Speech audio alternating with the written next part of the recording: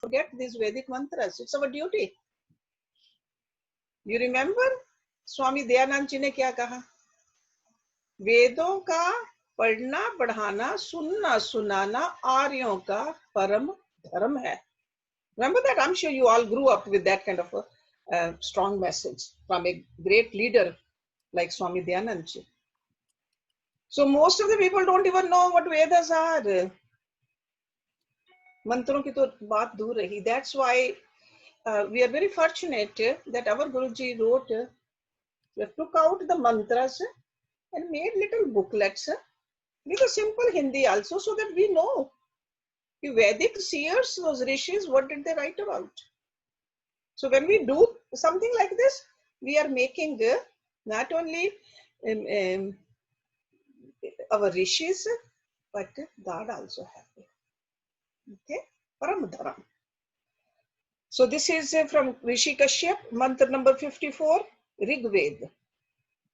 वीर लोग अग्नि को शस्त्र रूप में प्रयोग करते हैं. उन द्वारा शस्त्रों का निर्माण होता है तथा शत्रुओं को नष्ट करने का, उनकी संपत्ति आदि को भस्म करने का अग्नि सुलभ साधन है.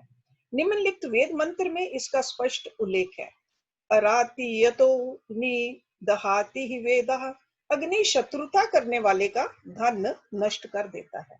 क्षमा करे ना शत्रु कभी, उसे सर्पवत जान, उसका बीज भी ना रहे है स्पष्ट परमान. नाश होए वह शस्त्र से, घर को दे जलाए, त्रिपुरदाह जिमि शिव किया, त्रिपुरारी कहलाए. राम ने रावण मार दिया, लंका दीन जलाए, वैदिक नीति यही कथी, अग्नि होत सहाय. शत्रु का सर्वस्व हो, आग से पूर्ण नष्ट, क्षमा आग ना करती है, करत सबीज विनष्ट. वैदिक नीति सदैव चली आई, वीरों की हो अग्नि सहाय. भस्मीभूत शत्रु हो जाए, उसका बीज भी ना रह पाए. राइट? और हमारे कौन से शत्रु हैं? The diseases are our shatrus. And that's why in Hatha Yoga, 3 ways we can get rid of these shatru. प्राणायाम से भी, जल क्रिया से भी, आसनों से भी, to eat better, right? And keep our mind calm. Shatru. Okay. Then we have a shatru at the mental level. Kam, krodh, lobh, moh, ahankar. How do we get rid of those? Gyan agni se. Again agni. Right? Fire of knowledge. That's a fire too. Get rid of those shatrus also. Agyan ko khatam karke gyan. All right.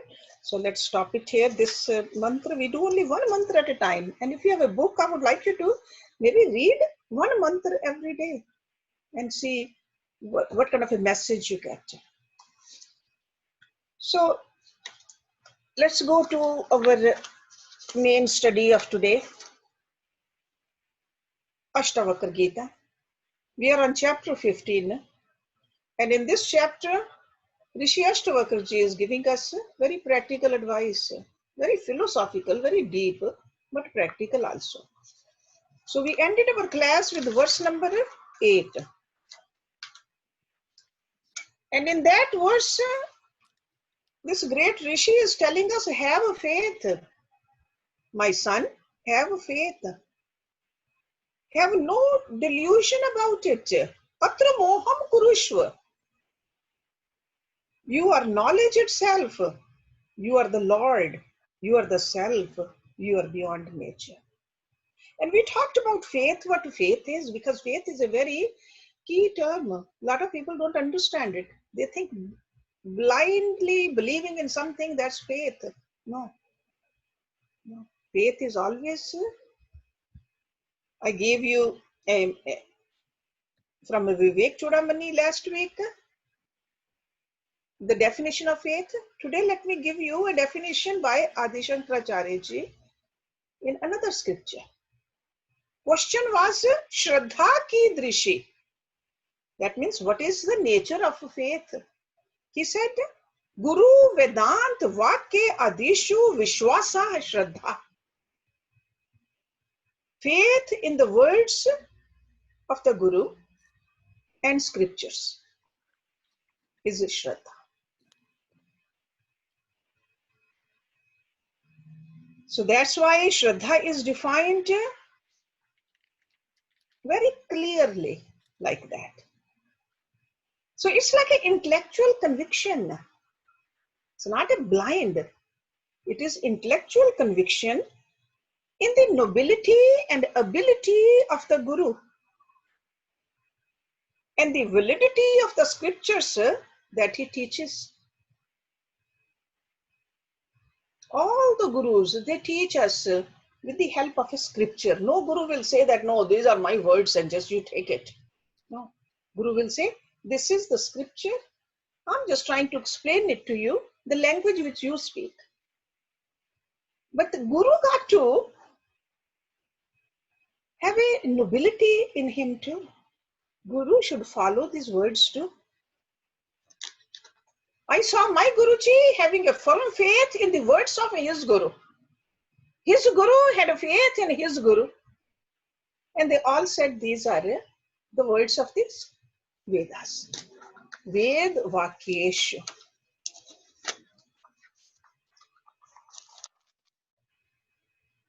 Guru says there is God. God is everywhere. And we say, hey Guru, guide me. Guru said, I will guide you. I see God. Then with your practice, with my guidance, you will be able to see God too. When we have this kind of a thinking, then we have a faith. Faith is always in something which is unknown. Known requires no faith.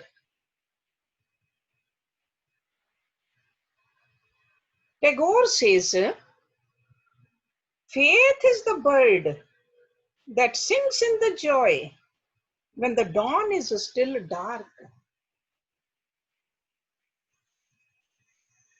Because that bird has not seen the sun, but he believes that it will soon be rising. Only when we have such a conviction, we can walk on the path with the determination, and we can directly experience what we have faith in. That's why Gita's words, Shraddhavan labhate jnanam. If you don't have a Shraddha, then we are not going to get the Jnana. Shraddhavan labhate jnanam.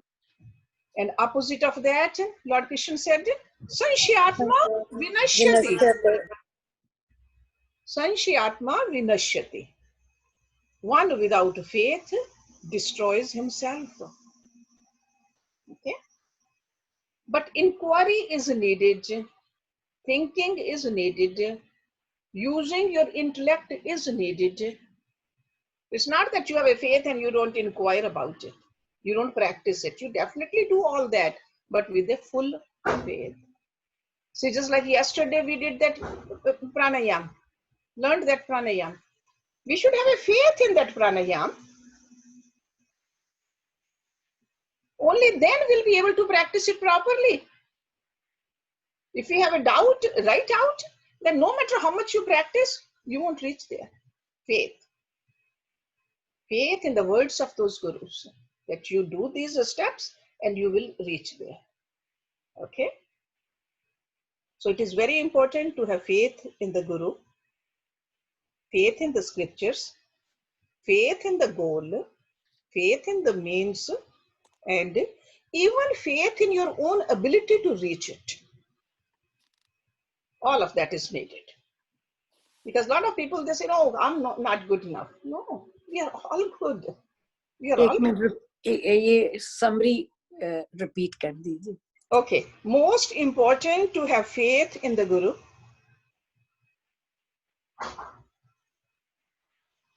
Why? Because he can instill faith in the scriptures. That's the reason we have to have faith in the Guru. Because Guru is the one who's saying that these are the words of God. So most important to have faith in the Guru. He can instill faith in the scriptures, in the goal, because Guru repeatedly says that this is your goal. Self-realization, God realization. So faith in the goal and faith in the means also. How to reach, what to do, and even in the faith in our own ability to reach it. Okay. So remember that when we study something like this, this is utmost important. So right now we are studying, we are reading about how King Janak realized that ultimate goal. But we should not think that only King Janak did it. He was in a different yuga. He could do it. No. In Kali Yuga, we can reach there too. Have faith in yourself. Now let's look at the next verse. Number 9. Gunai samveshtitaha deha tishtati ayati yati cha atma na gantaha na agantaha kim enam anushochasi. Gunai. Gunai is the constituents of nature. Samveshtita, enclosed. Deha, body. Tishtati, stays. Ayati comes, yati goes. Cha means and. Atma, self.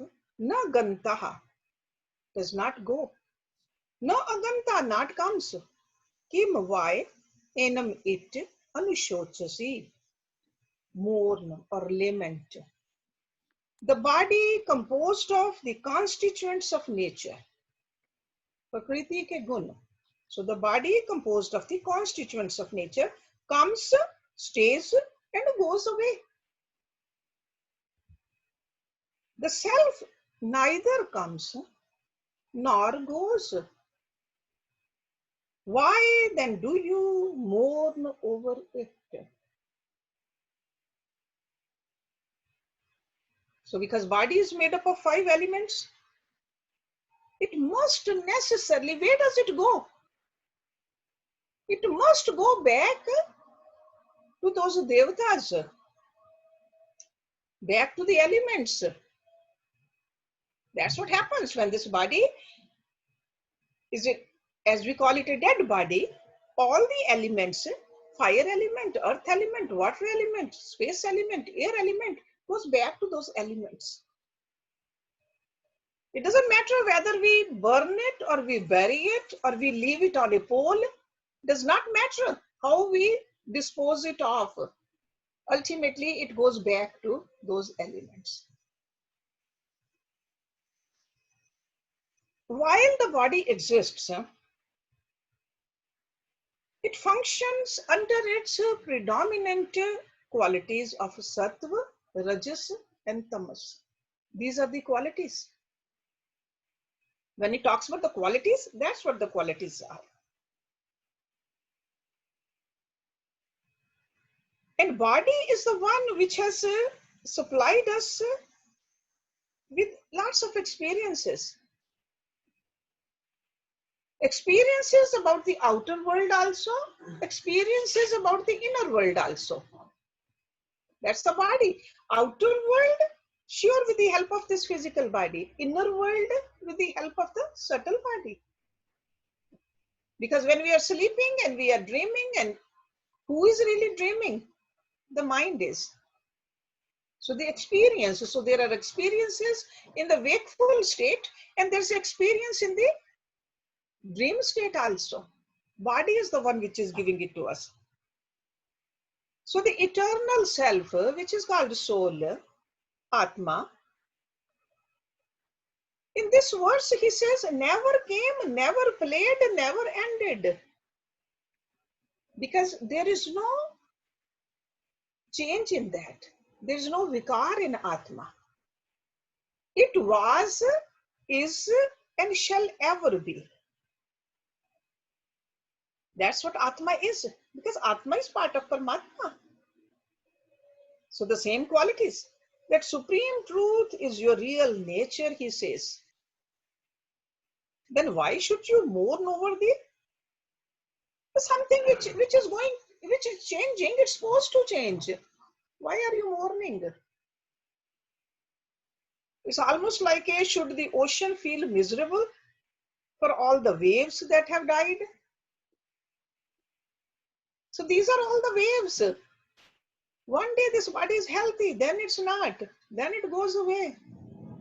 Why mourn about it? So the tone of expression and ideas expressed, they are very similar to the Bhagavad Gita verses in chapter 2. You can go back to Gita chapter 2, shlok number 11 to 13 and shlok number 16 to 18. You will see exactly the similar sounding shloks over there. So chapter 2 is what? Sankhya Yoga. Sankhya Yoga, lot of knowledge in there. So verses 11 to 13 and 16 to 18, I would like you to do that homework a little bit today. Open up that Gita and look at it. And that is the truth. Over here, Astavakra is saying, in Bhagavad Gita, Lord Krishna is saying, truth doesn't change. We are the Atma. We don't go anywhere. We are part of the Brahman. Once we realize it, the peace is there. Then he says, Deha tishtatu kalpantam gachatu adhye eva vapuna kva vridhi kva cha vahani tva tav chinmatra rupinaha. Deha, body, tishtatu, let remain, kalpantam, till the end of the cycle. Gachantu, let go. Adhye, today. Ev means itself, va means or, puna means again.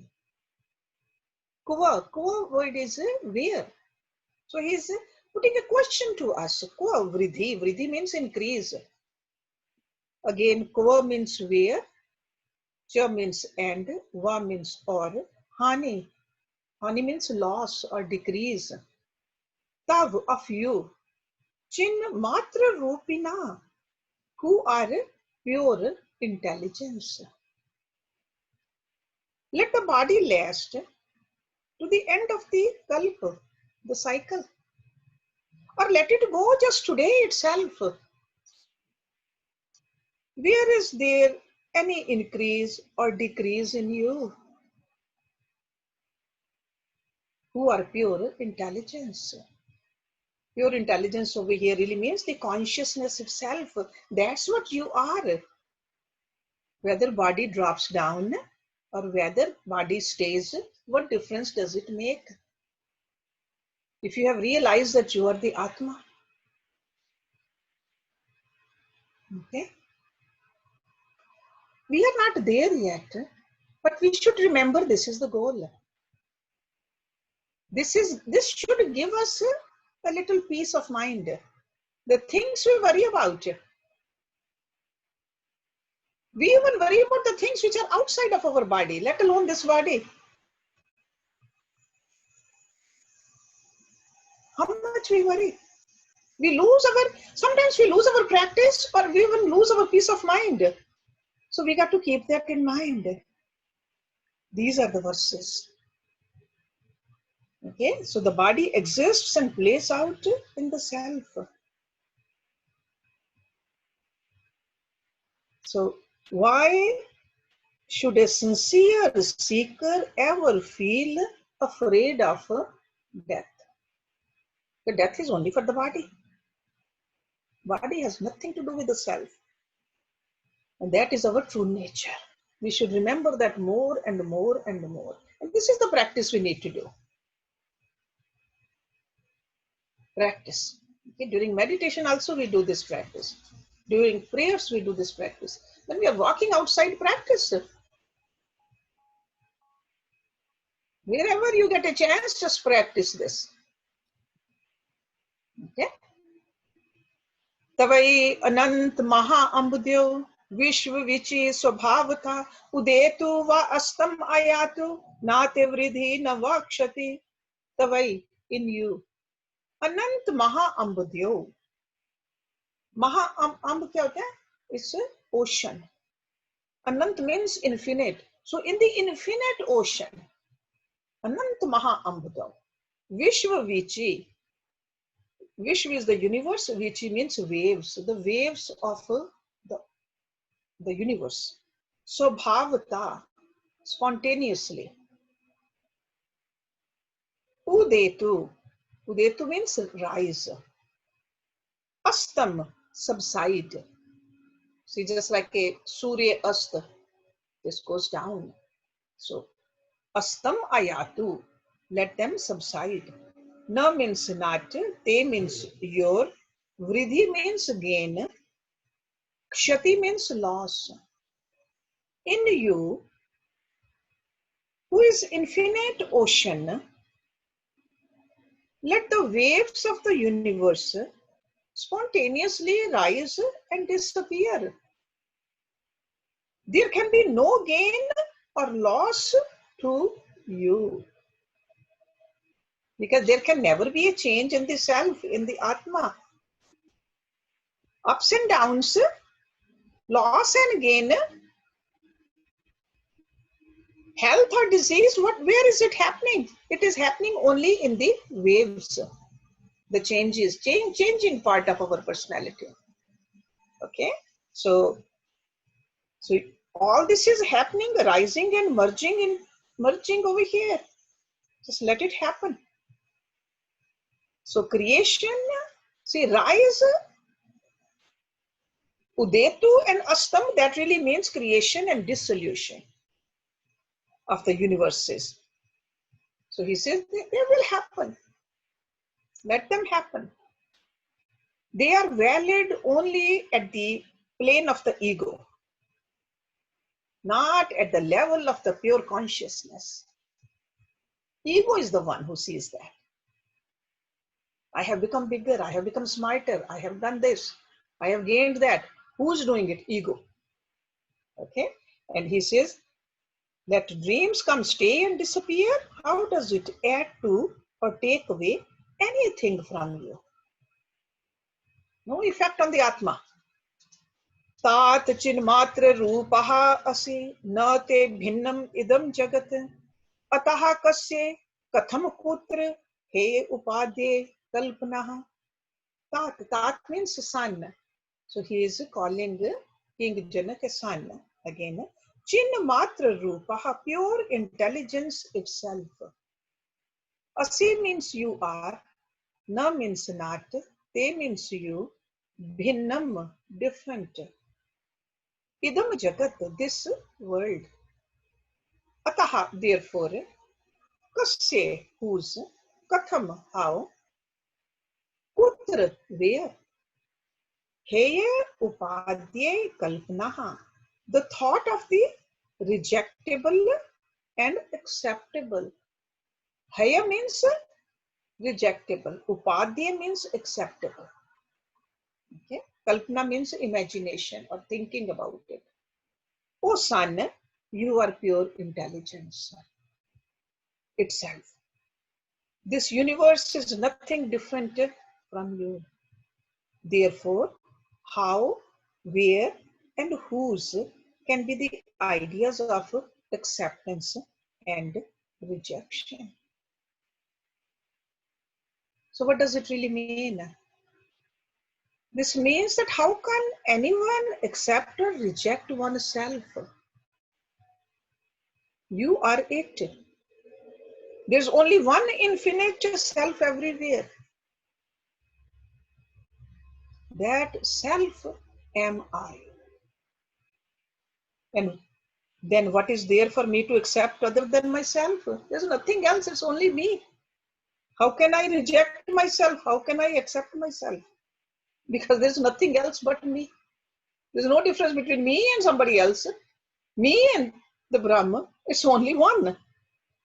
So the ideas of accepting as real and rejecting as unreal, he says they are false, they are the delusory. They are all functions of the mind. And I am the pure consciousness. There's no mind in me. There's No meaning in my accepting anything as real or rejecting anything as unreal. That's what it really means. I alone am the reality. There's nothing beyond me.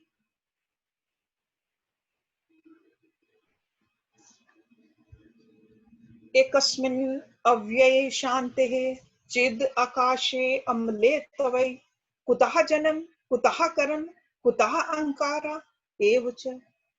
Ekasmin, in the one, avyay, undecaying, shantehe, serene, chid akash, the space which is consciousness. Amle, see, mal is a filth, waste matter. Amal means pure, no mal, amal, tavai in you. Kutaha, from where? Janam, birth. Kutaha, from where? Karam, activity. Again, kutaha, from where? Ahankara, the ego. Ev means even, cha means and. From where will there be birth, activity, and even the ego sense for you? Who are the one, immutable, serene, stainless, pure consciousness. See, you are one, avyay, shant, chid, akash. There are three terms pertaining to this akash in the scriptures. There's a Maha Akash.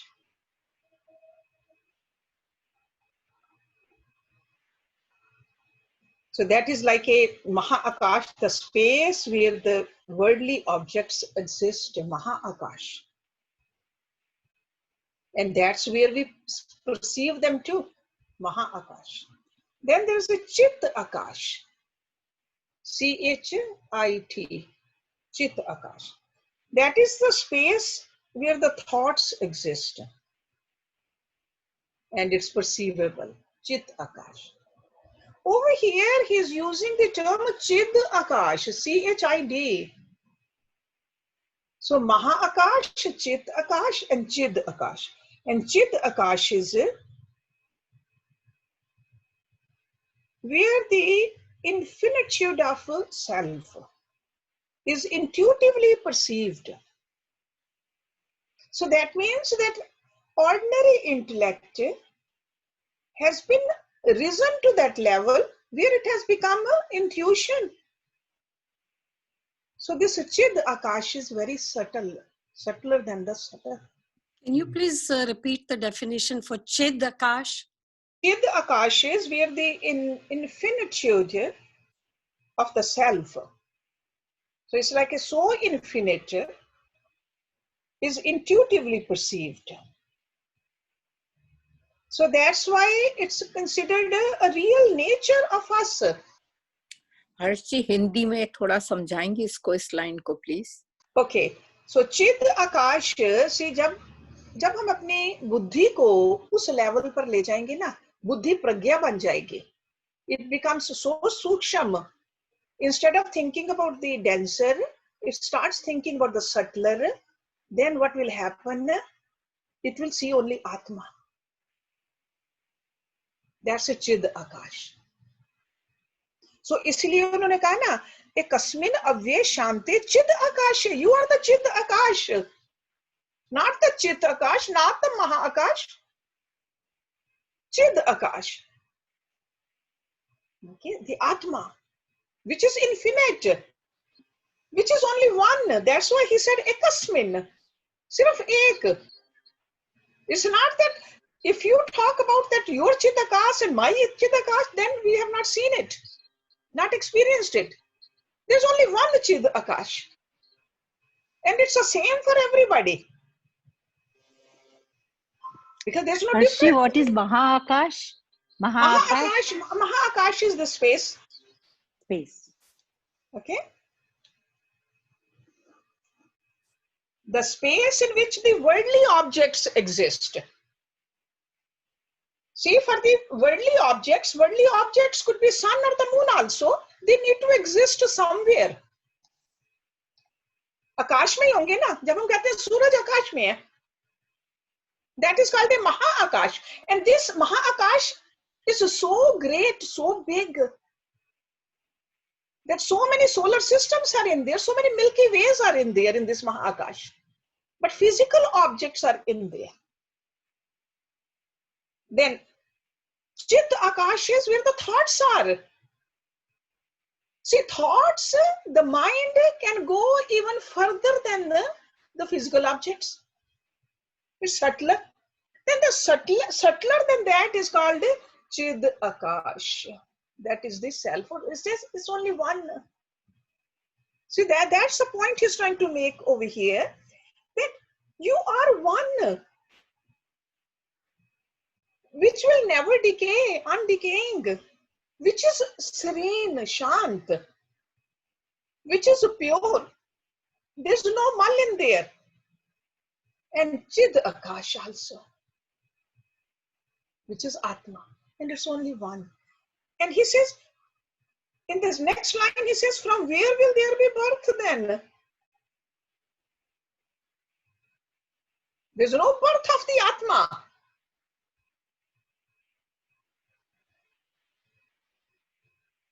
So where will be the birth, activity, even the ego sense for you?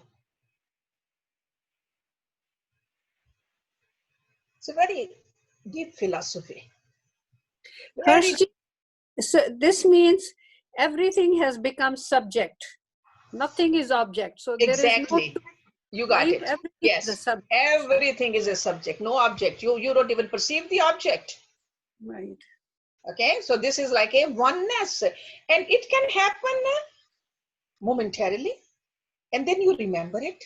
Then you want to go to that state again. This is what we'll experience when we are in samadhi. I'm talking about that highest samadhi, nirvikalp samadhi, which is called. Not the lower levels of meditation and samadhi, I'm talking about the highest samadhi. Nirbij samadhi, there's no seed of any sanskaras left. Then we'll see the oneness. Okay? And even now, when we feel more and more serene, we feel more and more restful. That means our practice is working. Okay, that is one way we can test ourselves. The litmus test for our sadhana is, am I more restful now? Do I put myself in the back seat now, and am I more selfless or not? Am I ready to forgive even the people who have hurt me in the past or not? We should reflect on these. This is what's called vicharana. We should know, are we progressing or not? So we got to keep an eye on it, and then keep another eye on the ultimate goal also, which he is talking about. This is the ultimate. But Shanti, our mental peace, we can feel now. We should be able to feel now. Sure, there could be some disturbance, but most of the time, there should be some level of Shanti. If it's not, find out. Why I'm not Shant? Why I get disturbed so easily? And keep thinking about it several days. But if you were in the past stayed disturbed for several days for something, and now you can just shake it off in a day or two, that means there's a progress. But if you are going the other way around, then you have some work to do. Okay, and it could be disturbance at the level of physical body, our body, somebody else's body. It could be at the level of loss of some money. It could be in the relationships, or it could be something you're making and it did not turn out that good. Sometimes we get disturbed over that also. This morning I was making karelas in my kitchen and I somehow got distracted. I thought I turned it off and I did not. And you can imagine what happened to the karelas. Right? And what is the best thing to do is throw it away. Happen. Learn from it. Things happen, so what? These are just the waves in that ocean. And let the waves come and go. You are not the waves. You are the ocean, which is deep, which is still, which is peaceful. No matter how many waves are in the ocean, deep down, stillness is there. Okay? So now number 14. Yat tvam pashyasi tatra ekaha tvam ev pratibhasase kim prithak bhasate swarnat katak angad nupuram. Yat means what? Tvam means you. Pashyasi, see. Tatra means there. Ekaha, alone. Tvam, you. Ev, verily. Pratibhasate, bhasase. It's like reflecting or manifesting. Pratibhas. Kim means what? Prithak, different. Bhasate, appears. Swarnat, from gold. Katak. Katak means bangles. Angad means armlets. And Nupuram means anklets. Okay. So back then also they had all these beautiful jewelry pieces, right? So you alone manifest as whatever you perceive. Do bangles, armlets and anklets appear different from gold? They're all gold. If they're made out of gold, it's nothing but gold. Okay. So the ornaments are different in the names and forms. They are not different from gold or the material they are made out of. So the same way the universe of names and forms has come out from consciousness, which is your true nature. Okay. In Chandogya Upanishad, the Rishi declares, यथा सौम्ये एकेन मृति पंडेन सर्वम मृन्मयः विज्ञातम स्याद् watch आरंभनम विकारो न धयम मृतिक तयेव सत्यम. He says, dear son, by knowing one piece of mud, all things made of mud are understood. In fact, the mud alone is the substance. The names and forms are mere words. So just like Astavakra ji, he said gold and everything made out of gold is nothing but gold. In Chandogya Upanishad, the Rishi said all the things made out of mud, there's nothing but mud. If someone has a question. Pankaj? Yes. Yes, Yeah. You know, in the previous one, I had a question.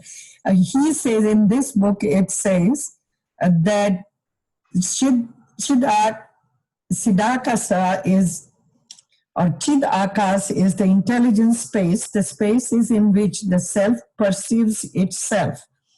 Here, space is not something different from the perceiver and the perceived, as in the other two akasa. For self-perception, it is all one. There is neither subject nor object. Okay, that's what for the 13 it says. Yeah, you said it is all subject, no object. You know, it's all a subject. That is the truth. Because subject has to be there. It's So all. according to him, you are the perceiver and perceived.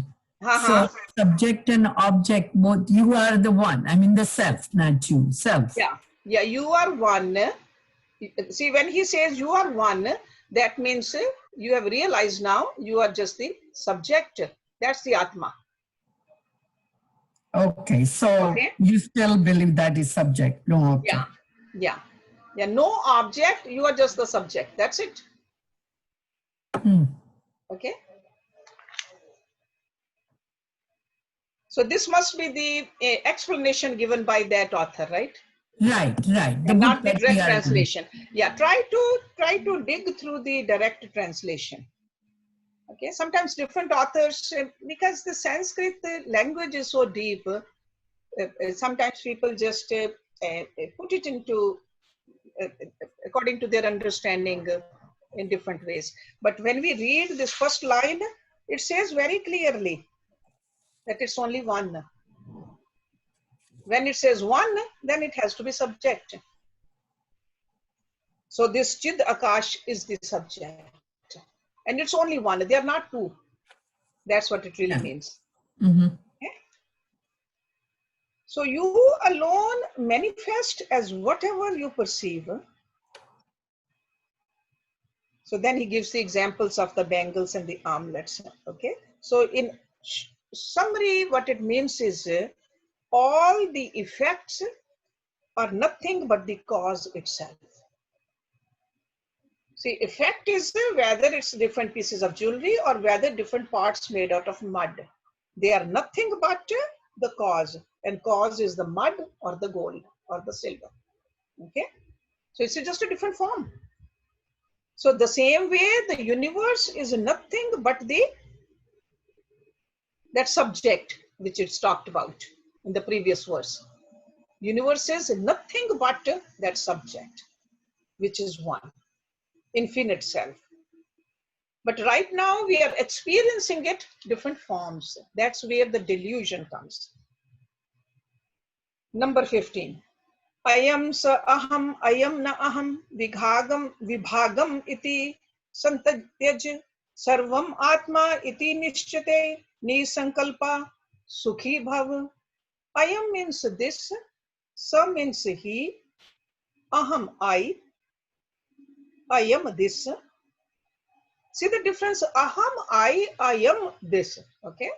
So they sound similar but different meaning. Na aham, not I, vibhagam, distinction. Iti means thus, santyaj, giving up, like a giving up totally. See, tyaj means giving up, samtyaj means completely. Sarvam atma, all self, nishchite, realizing, nisankalpaha, free from desires. Sukhi bhav, be happy. Totally give up all such distinctions. As I am he and this I am not.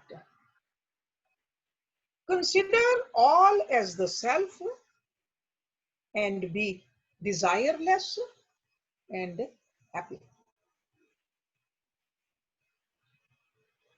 So according to Rishi Astavakra, the transcendental reality and the universal names and forms are not distinct and separate factors. Only we are thinking that they are separate. We think there's nothing but one.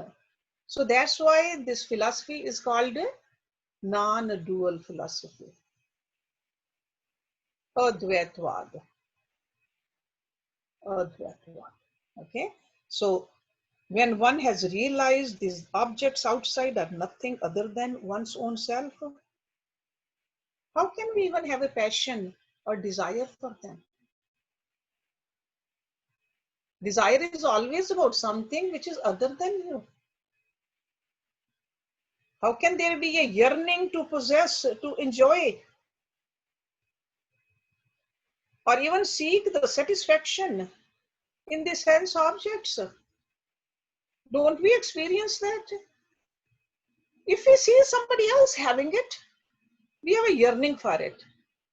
The minute we possess it, there's no yearning for it. Right? Like a desire goes away because it's ours. But until we don't have it, it just keeps on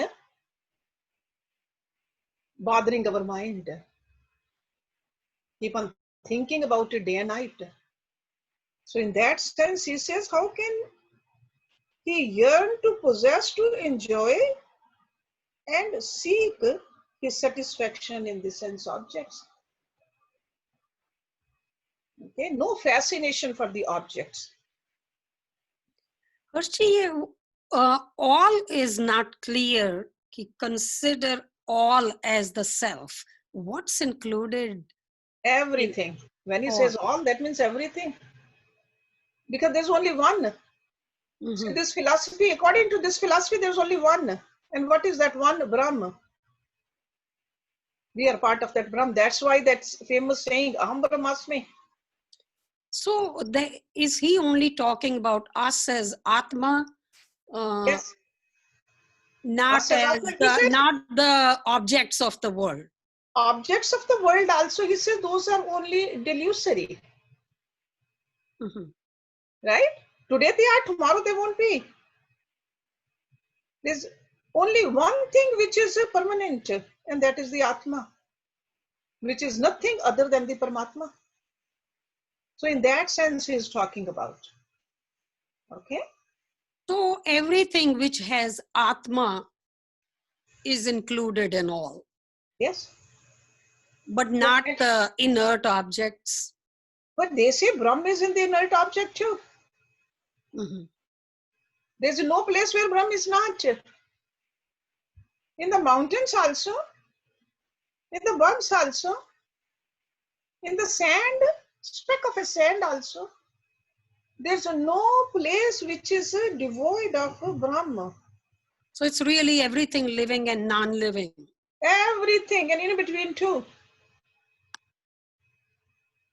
Every place. Don't we use the, in the bhajans we sing, kan kan mein Bhagwan. When we use that term, kan kan mein Bhagwan, that means there's no speck where Bhagwan is not. Bhagwan in the sense, जिसको हम कहते हैं Brahma. Kan kan mein. So that means inert also and non-inert also. Moving also, non-moving also. On this planet also, in the other planets also. In the sun also, in the moon also, and even beyond that also. That's what he's talking about. Okay? So he's talking about that Brahmahood. Harshji, Yes, Puna? you said you alone manifest what you perceive. That we are, our mind is giving the forms to the objects, that's what it means? Yeah. Or our mind is creating whatever is in the outside world? Yeah. Yeah. Our mind, there's our individual mind, and then there's a group mind. We are creating it. We are perceiving it that way. We are perceiving, and then that means we are also, because it says you alone manifest what you perceive. Yeah, you create it. Don't we create our own misery? Yeah.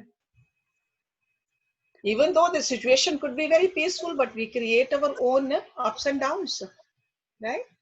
So that's all.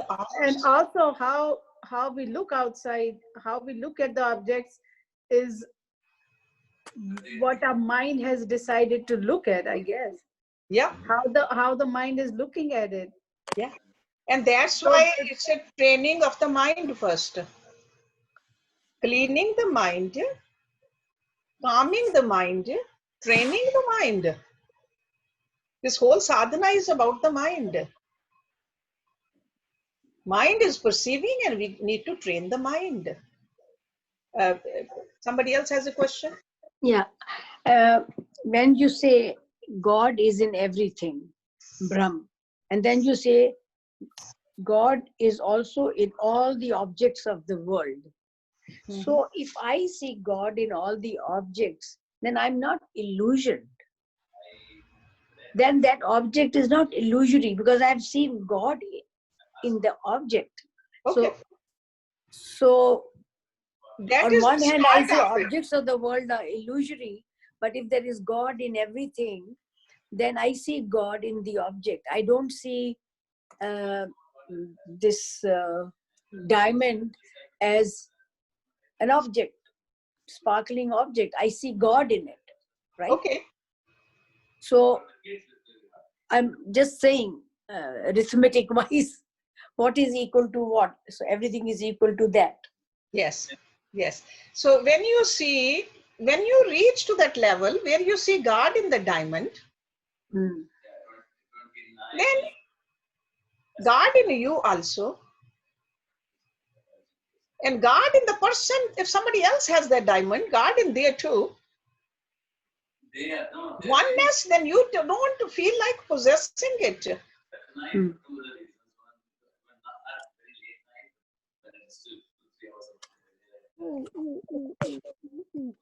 Sorry. That bigger diamond. That is the illusion.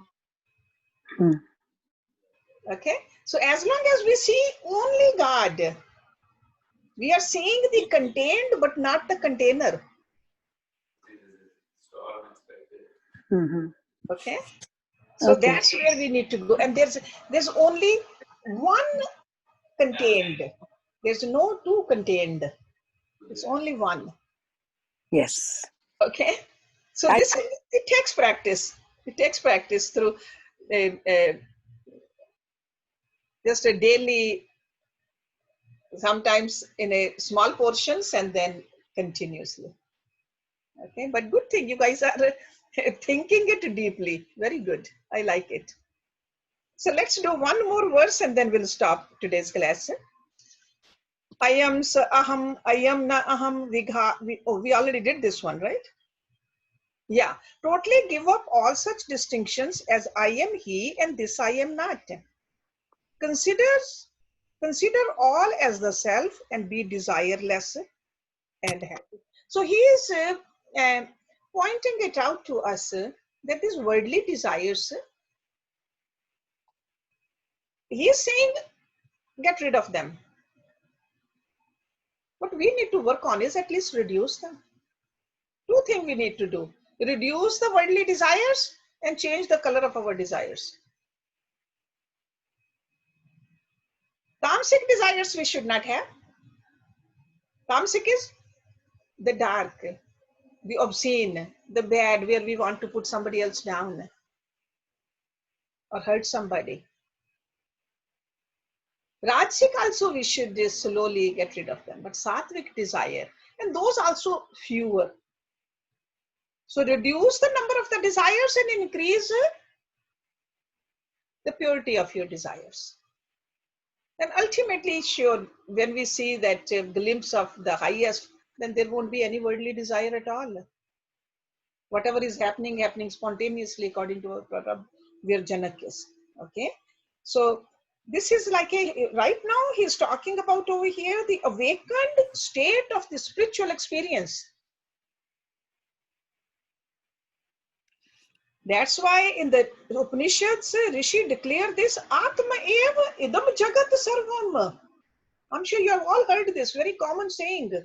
Atma eva idam jagat sarvam. There are all nothing but the self. There's only Atma, nothing else. Or there's another popular saying, Sarvam Brahm eva jagat. The entire universe of change. Jagat means Jagat, changing. Jagat means changing. So the entire universe of change is in essence nothing but Brahma. Okay, so these are two, I would like you to write them down. These are very powerful saying which takes our mind towards that ultimate reality. See, first we got to believe in this reality, only then we'll experience this reality, right? So first one I said, Atma eva idam jagat sarvam. Second one is Sarvam Brahmaiva Jagat. So that's why Please, can you repeat the first one Can you- again and this Atma eva idam jagat sarvam. Okay. So And the that's why meaning? And the meaning? Pehle wale ka? these are all nothing but the self. Okay. So from these sayings, this verse has come out that self in me is He with a capital H, God, the supreme reality. Repeat the second one, please, Hersh. Sarvam Brahmaiva Jagat. And the meaning, please? The entire universe of change is in essence nothing but Brahma. Okay. So the self in me is He. So this Atma in me is He, God, the supreme reality. So he is asserting on this fact. Because out of ignorance we think that we are the body. Out of ignorance we think that the family I belong to, my children, my grandchildren, the house I live in, all those things which in Taoism he said 10,000 things. That means all this pluralistic world, we identify with that. That is the ignorance. But he says, he negates that. He says, I am not the body or the objects outside. He says it's just a childish game. The foolish blabbering of the limited, deluded ego. I am the all. There is nothing besides me. I can neither assert my nature nor negate anything in me. I am the one, the all-pervading. So when somebody is, the rishis have written this, that means they are saying out of their experience. It's not their ego talking. It is the experience. And why did they write it down? Not to sell their books, not to make money from their lectures. This is compassion for people like us.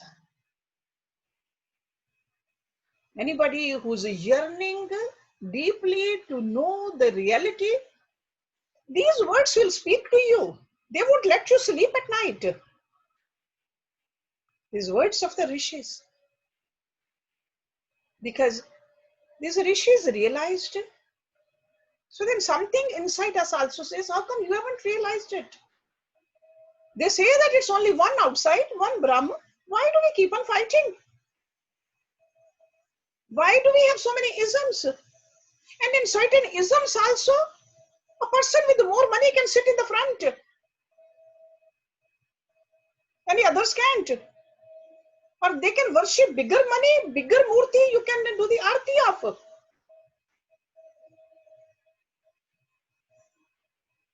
So that's why these words, they speak louder to some of the students, very few of the students.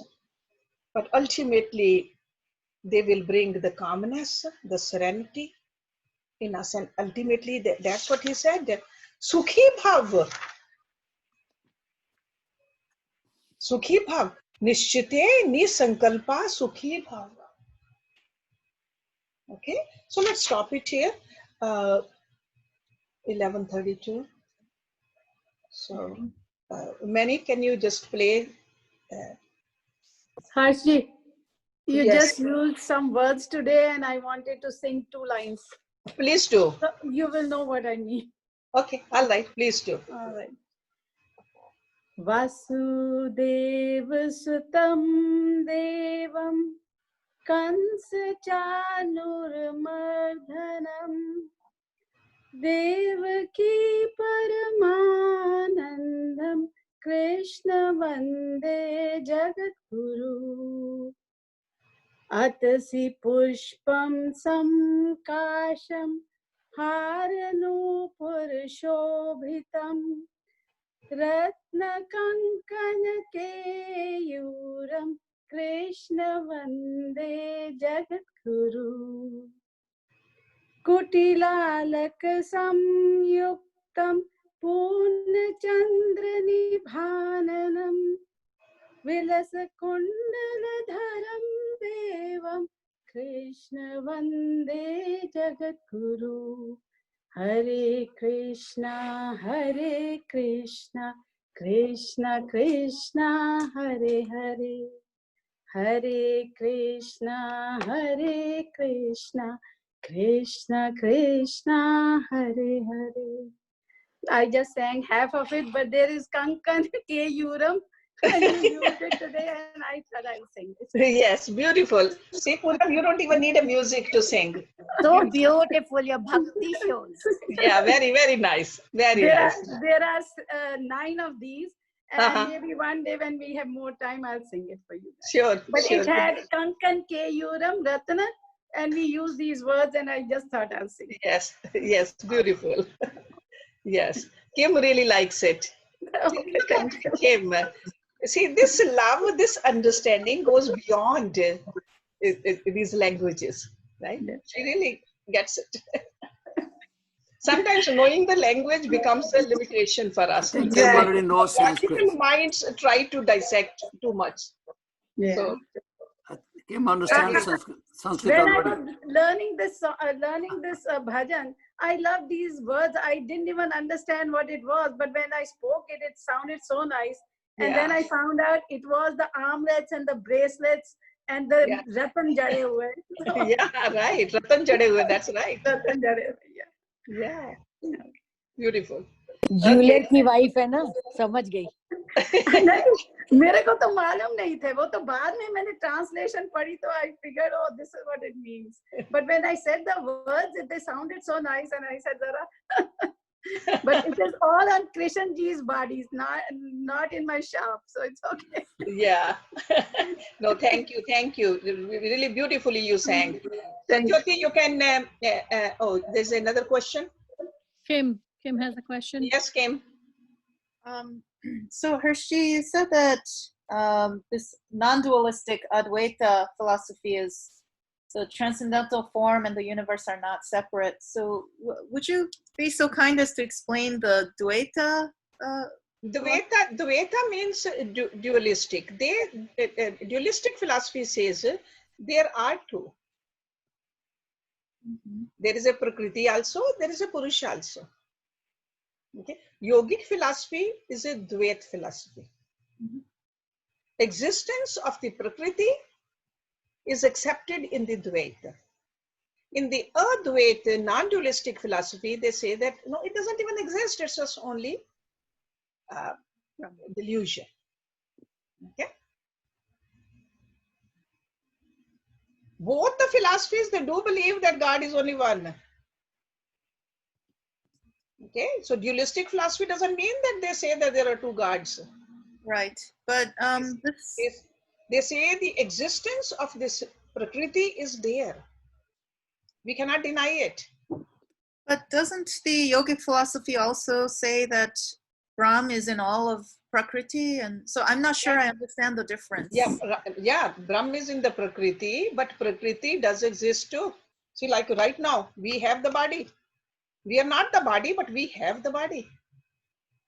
So Advaita philosophy is saying that Prakriti does not exist, or the pure Advaita, they say it doesn't even exist. Pure Advaita. There's some in between also, mixed also. It's so, not that it exists in the I'm sorry, but this is exactly what my question was. That we are manifesting, like you said, you alone manifest what you perceive. This is exactly what the Advaita is talking about right here. Yeah. Yeah. They are saying there is nothing out there. You are just manifesting what is out there. Yeah. Yeah. Yeah. I So got it just puts all the responsibility on the person that you are the one who's doing it. So Prakriti exists in the consciousness according to Advaita philosophy, Yeah. but it's only in Yeah, it doesn't have any substance. Yeah, it just, yeah, it just like you think it exists, that's why it exists. Okay. Okay, thank you. One day in the detail, I'll talk about all these 6 philosophies. There are 6 schools of thoughts from India, from that land, 6 schools of thoughts. So I'll maybe one of these days we can go over those. Okay. We should know. And yoga is one of those 6. And the founder of yoga, or the compilation of the yogic philosophy, is Rishi Patanjali. Okay. So when we studied that Yoga Darshan, that is a yogic philosophy. Okay. So anybody else? Any question? So Jyoti, you can unmute everybody.